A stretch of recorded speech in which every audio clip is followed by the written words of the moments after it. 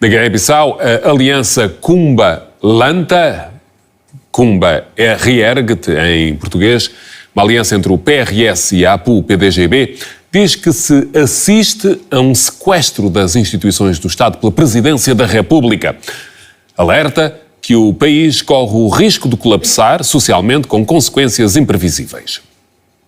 No documento assinado por Fernando Dias e Nuno Gomes Nabian, líderes dos partidos da Renovação Social e APU-PDGB, respectivamente, a Aliança Cumbayala manifestou-se surpreendida com as declarações que diz ser irresponsáveis do Ministro do Interior, Bocé Kandé, que visam desviar a atenção face à grave situação de drogas no país. O comunicado divulgado à imprensa refere que em nenhum momento os líderes da aliança acusaram o Estado guineense de tráfico de drogas, mas alertou pela crescente proliferação nos últimos tempos perante a total incapacidade do Estado para combater esse fenômeno, apelando à comunidade internacional no sentido de apoiar o país para travar esse mal na sociedade guineense. A aliança questiona o porquê da insistência da nomeação de Bocé Kandé na pasta do Ministro do Interior, revelando que o antigo Primeiro-Ministro Nuno Nabian está na posse de elementos que originaram o seu afastamento do Ministério no então Executivo, afirmando que em condições normais Bocé Kandé nunca poderia voltar a ser nomeado num posto governamental pela gravidade dos mesmos motivos que motivaram a sua demissão. A aliança denunciou que as instituições do Estado estão totalmente sequestradas pela Presidência da República e corre o risco de se colapsar socialmente com consequências imprevisíveis. Na nota, os líderes de APU-PDGB e do PRS dizem ter constatado a suposta tentativa de politizar as forças de segurança pelo Ministro do Interior e saudaram a postura dos oficiais pela equidistância do jogo político. Ainda na Guiné-Bissau, a APU-PDGB de Nuno Gomes Nabian e o PRS de Fernando Dias, os dois partidos ligados ao ex-presidente Cumbayala, pedem a libertação dos suspeitos de envolvimento no ataque ao Palácio do Governo, que ficou conhecido como o caso 1 de fevereiro de 2022. Os dois dirigentes, que concretizaram recentemente uma aliança, contestaram a manutenção desta medida de deter os suspeitos sem culpa formada e falam mesmo em sequestro. Os partidos da Renovação Social e a APU-PDGB exigem a libertação dos detidos com suposta ligação ao ataque ao Palácio do Governo em fevereiro de 2022. Num comício popular em Bissorã, bastião do PRS, Fernando Dias considerou o ato de sequestro, tendo exortado às autoridades o cumprimento das leis. Não está perante sequestro de prisioneiros que estão a passar mal na prisão. Que lei sequestro? Nem um ser humano que pode ter e que tem dia de julgamento, e que tem dia de sair, e que se me cantar que não faz na prisão. Ah, se que elas me falam na manga de momento, que não tem lei de não cabeça, não para aplicar lei de não cabeça, não aplica lei que sai do parlamento, para vir amanhã ele que não precisaria para ir defendendo.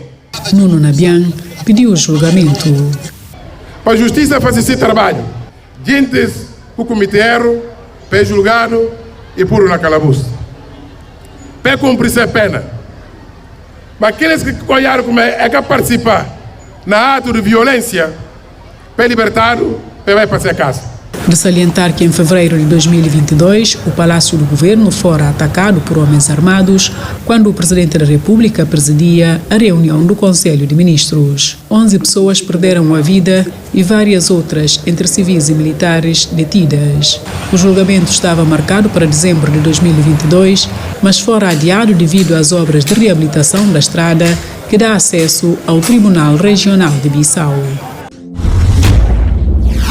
A filha da heroína da luta pela independência da Guiné-Bissau, Titina Silá, foi hoje impedida de depositar flores na estátua que representa a figura da mãe no centro da capital guineense por uma alegada ordem superior. Hoje assinala-se o Dia da Mulher Guineense em homenagem a Titina Silá, uma das mais importantes figuras femininas da luta de libertação da Guiné-Bissau. A filha da heroína Titina Sila foi impedida pelos polícias de chegar junto à estátua da mãe para depositar coroa de flores no dia em que se assinala 51 anos da sua morte e Dia da Mulher Guineense. A estátua, localizada na Praça Titina Sila, junto ao principal liceu do país, tinha polícias em serviço. Eva Nandingna, a filha única da heroína, magoada com a situação, soltou as lágrimas.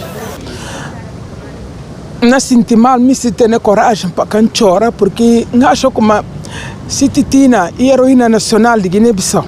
Não pensa como é que a heroína de um partido político, esse com ato político, assim bem que tinha famílias, porque o único que aqui em Cacibe, minha memória que enterrado, ninguém que sabe de que esse corpo está a mim bem. Para mim homenagear pelo menos qualquer Guiné-Bissau está olhando como ali que Titina por enterrado, ali que livre enterrado. Minha mãe que olhar esse corpo, ele que vem para mim depois da coroa de flor. Ordem superior fala como nunca pude ter acesso. Bom, bota ajudando, porque a minha acha como a Titina e patrimônio do Estado. Lucete Cabral, a primeira mulher do primeiro presidente da Guiné-Bissau, Luís Cabral, reagiu com indignação e pediu ajuda à comunidade internacional. Titina Sila, que mora dia 30 de janeiro, na Rio Farim, para combater, para a liberdade dessa terra, para essa gente hoje estar com farda, que até deixar no passa para não pôr flor, nessa estátua. Isso é um estado de quê? Uma ditadura. Tudo, a comunidade internacional, para olhar o que está passando ali na Guiné-Bissau. Ditadura feroz. A guerrilheira e heroína Titina Sila morreu aos 30 anos no Rio de Farim, quando seguia para a Guiné-Conakry para assistir o funeral de Amílcar Cabral. A Associação Sindical dos Trabalhadores de Bancos, Seguros e Telecomunicações da Guiné-Bissau está preocupada com a fragilidade do setor laboral privado no país. Os sindicalistas apontam a necessidade de elaborar convenções de trabalho para cada um dos setores que representam. O presidente da Associação Sindical dos Trabalhadores de Bancos, Seguros e Telecomunicações da Guiné-Bissau está preocupado com a fragilidade do setor laboral privado no país e aponta como solução a elaboração de uma convenção de trabalho. Falta muita coisa no setor laboral, mas essas muitas coisas, individualmente, cada um na sua empresa, na verdade não podemos chegar a objetivos que queremos. Objetivos é esse, por exemplo, eu vou dar exemplo do setor de telecom. Até hoje não se pode ter convenção laboral a nível do setor de telecom e mesmo o setor bancário não tem, como é que se diz, convenções laborais e assim também o setor seguro. Alberto Yatta afirmou ainda que os trabalhadores do setor privado pagam um imposto e não recebem nada em contrapartida. No próximo tempo nós vamos começar a trabalhar normalmente com o Ministério Tutela, que é o Ministério de Função Pública e Trabalho, e para, em conjunto, podemos identificar algumas prioridades que nós achamos que devem ser levadas em conta. Entretanto, para o presidente sindical, é urgente introduzir e implementar políticas e programas que possam apoiar o desenvolvimento de um setor privado inclusivo, assim, para criar mais e melhores empregos. E o emprego na Guiné-Bissau é muito frágil. É frágil porque as medidas de acompanhamento não tem, o recrutamento se faz como quiserem, os salários não tem, não podemos dizer assim, harmonização, mas tem que ter as regras mesmo do salário. Não ajuda mesmo para consolidar o setor do emprego. Dados apontam que o privado é o setor que mais emprega no mercado de trabalho guineense, com 85,8%, e o setor público responde por apenas 12% da oferta de emprego. Mulheres que são figuras públicas guineenses, assim como antigas primeiras-damas, refletiram em Bissau sobre o papel da mulher na luta de libertação, no processo de abertura democrática e ainda como pilar da família. Vamos conversar. Promovida pelo PRS e a PUP-PDGB, a tertúlia visou chamar a atenção à sociedade guineense sobre os problemas das mulheres e exigir o cumprimento da lei de paridade, permitindo maior número de mulheres nos lugares de decisão. Fazer lembrar que os 36%, o mínimo da lei da paridade, que seja cumprido. Vou chamar a atenção às mulheres que não desistem, que vão à luta até que um dia vamos conseguir recuperar, ou seja, alcançar os nossos direitos. Temos por uma coragem com mão de ferro para defender esta Guiné, que está imparada. Devemos unir o túnel que dá a vitória, para sermos este buraco que estamos sem saída, um túnel que não tem luz. Guinenses não merecemos viver assim. E temos jovens que estão imparados, não têm emprego, é triste. Se hoje fazem bancada, é porque não tem emprego. As ex-primeiras damas da Guiné-Bissau associaram-se à iniciativa, pedindo aos maridos e ao governo maior atenção à problemática da camada feminina. Para refletir o nosso papel, tanto na família, assim também no seio da classe política guineense. Vimos que, desde a democracia, temos mulheres batalhadoras que lutaram ao lado dos homens para que a democracia seja implementada na Guiné-Bissau.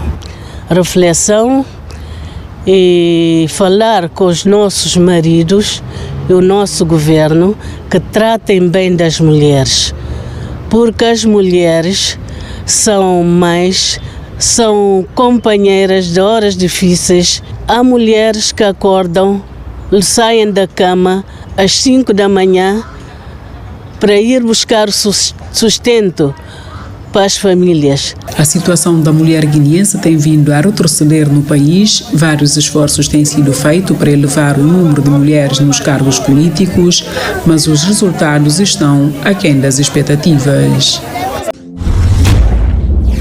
Apesar de reconhecer melhorias em algumas empresas públicas no que se refere à situação dos riscos orçamentais, o chefe da missão do FMI voltou a alertar sobre o nível de receitas tributárias na Guiné-Bissau, que continuam a ser das mais baixas da África Ocidental.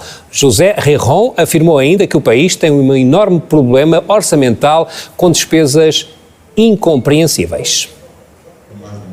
No encontro com o Ministro das Finanças e o seu staff para analisar a situação financeira do país, o chefe da missão do Fundo Monetário Internacional voltou a criticar o nível das receitas tributárias da Guiné-Bissau.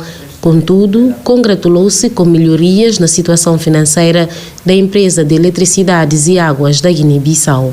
Lembrem-se que a Guiné-Bissau tem uns níveis de receitas tributárias mais baixas da região africana, do continente africano. Então, por exemplo, o ano passado pedimos, no contexto do programa, a instalação de contadores pré-pago.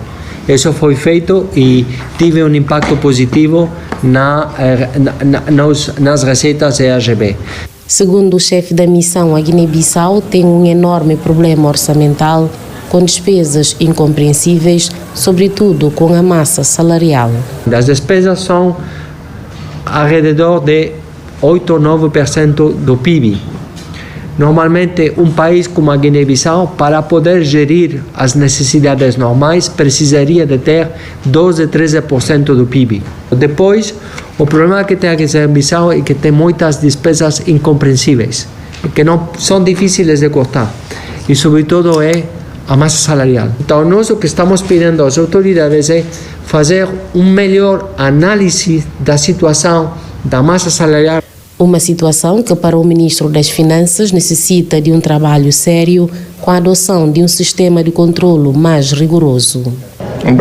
Para isso devemos fazer um trabalho muito sério. O Ministério da Função Pública deve elaborar um plano para poder controlar o pessoal da administração pública, ou seja, deve ser feito um trabalho contínuo, porque não podemos estar constantemente a efetuar recenseamento no país. Deve haver um controle permanente e recursos humanos disponíveis que devem acompanhar a evolução do próprio quadro dentro da orgânica.